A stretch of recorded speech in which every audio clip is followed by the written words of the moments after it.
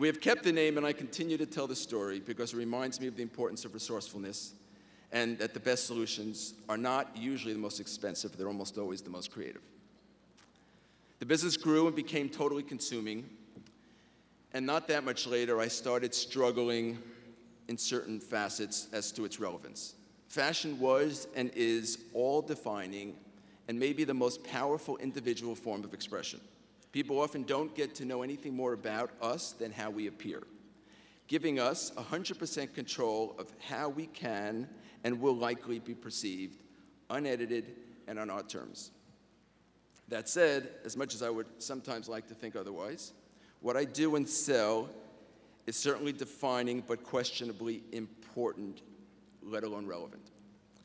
Nobody, and I continue to remind my associates that, nobody really needs any of our products. Our goal is to make them think they do, make them think it again, and make them glad they thought it. It's very humbling. If every shoe store in this country closed its doors today at noon, there's hardly an American that would go barefoot for 14 and a half years. No woman needs another pair of black shoes.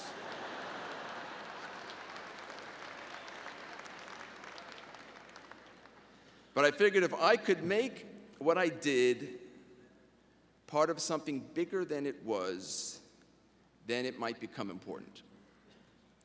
So we proverbially put ourselves in our customers' shoes and ask ourselves every day, how can we add value in regard to what they should wear as well as of what they should be aware? In 1985, HIV was starting to confound everyone, with all potentially at risk. The problem was that nobody could speak about HIV in those days. Our president, Ronald Reagan, didn't mention it publicly until 1987 when 40,000 people had already died. Because if you did, you were presumed to be at risk, which meant that you were either an IV drug user, you were gay, or you were Haitian. Now, being single, male designer, I knew that if I did, people would probably just assume that I was Haitian.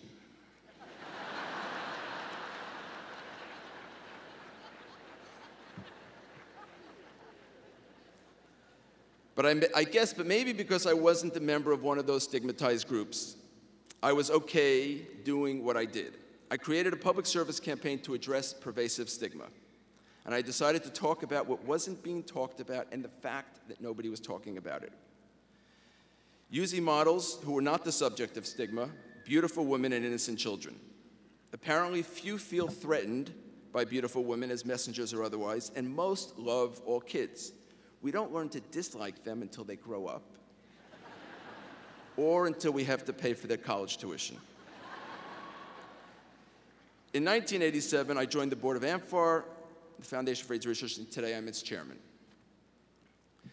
And so my company had embarked not just on a 20-plus year effort to speak to people about not just what was on their body, but what was on their mind, and also about not just what they looked like on the outside, but who they were on the inside.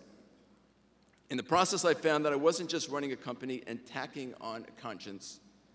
It became a vital part of our corporate culture, manifested both through our employees and our customers and its designer and CEO.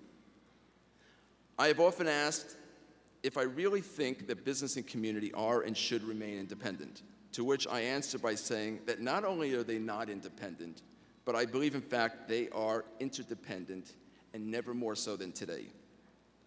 As I believe they are the proverbial hand that feeds each other.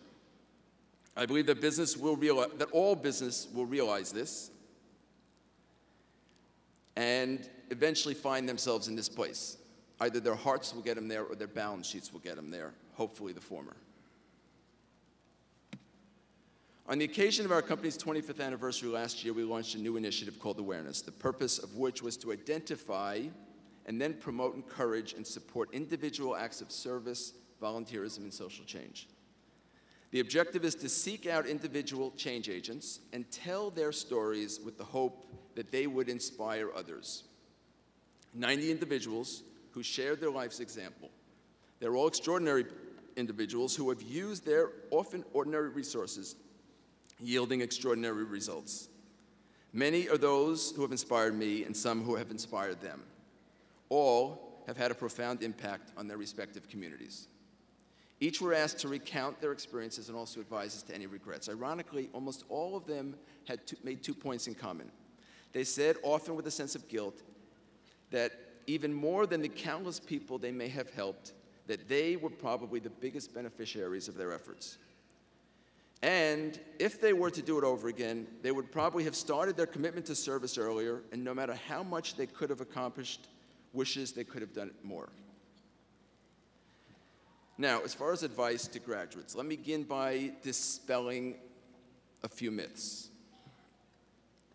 First, young people have to crawl before they walk.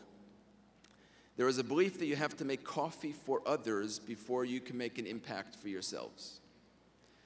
Not true. Steve Jobs started Apple, Bill Gates started Microsoft, Michael Dell started Dell Computers when they were only 21 years old. Mark Zuckerberg started Facebook with his college roommates while they were still in college. Martin Luther King Jr. was 26 when he led the civil rights boycott in Montgomery. And even though Mr. Gates, Mr. Dell, and Reverend King never got around to designing their own shoes and accessories, it's hard not to be impressed. Myth 2, that your job choice is critical. It will define who you are and who you want to be. Wrong. Your job is what you do, not who you are. I urge you not to forget it. According to the internet, I know it's just the internet, but it's a pretty compelling statistic. In their first 16 years, the average American will change their jobs 9.2 times. Your job is merely a means to an end, which, if not clear now, will be before you know it. Do what you love and commit to what you do. Myth 3, the economy will get better, it always does, and things will revert back to the way they once were. Again, wrong. The good and bad news is that things will never be the way they were. Change is inevitable, and although everyone wants change, few really want to be changed. The future belongs to those who are open to change, who embrace it, and who lead it. Myth 4, the global crisis has touched everyone. Also wrong. It will significantly impact most of your lives in one way or another if it hasn't already. But it hasn't touched most people's lives. That's because you can't lose a job if you don't have one, and you can't lose your home if you don't have one to lose. What we sometimes forget is that almost 40% of the world's population live below the poverty line.